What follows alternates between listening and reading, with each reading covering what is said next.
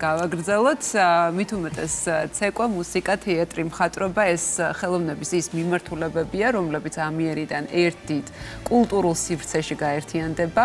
BDC, სწორედ აი ასე ქვია ახალ მულტიფუნქციურ კულტურულ ჰაბს, რომლის სულისჩამდგმელი ქორეოგრაფი ბაჩანა ჭანტურია. გახლავთ გარდა საგანმანათლებლო მიმართულებისა, ეს ადგილი სულ მალე უმასპინძლებს მასშტაბურ კულტურულ ღონისძიებებს, ფესტივალებს და ასევე გამოფენებს.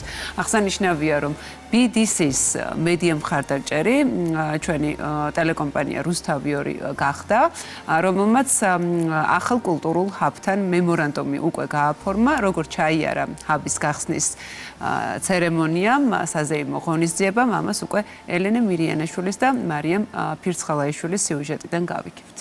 ნახოთ.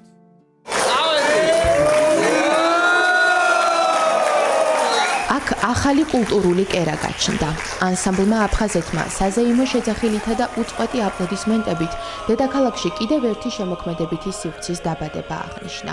შენობა, სადაც წლების წინ დავით ანდღულაძის რკინის თეატრი არსებობდა, გაცოცხლდა.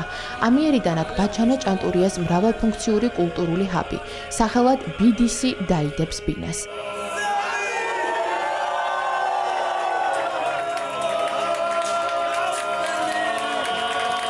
რაც ყველაზე მნიშვნელოვანია, ის ხელოვანებს ახალი შესაძლებლობების გამოვლენის საშუალებას მისცემს.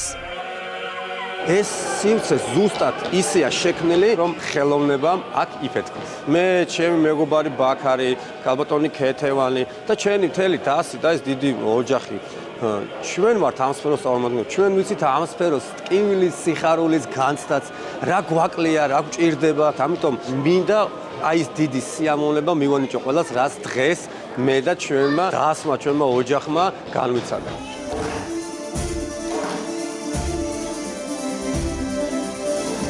ქართული ნაციონალური ცეკვების კონცერტი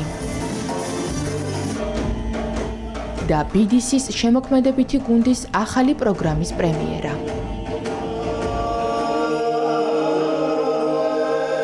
სხვადასხვა ჟანრის მომღერლების დაუვიწყარი გამოსვლა სცენაზე. სწორედ ეს არის ის, რითიც გახსნის საზეიმო საღამო უფრო მეტად მრავალფეროვანი და დასამახსოვრებელი გახდა.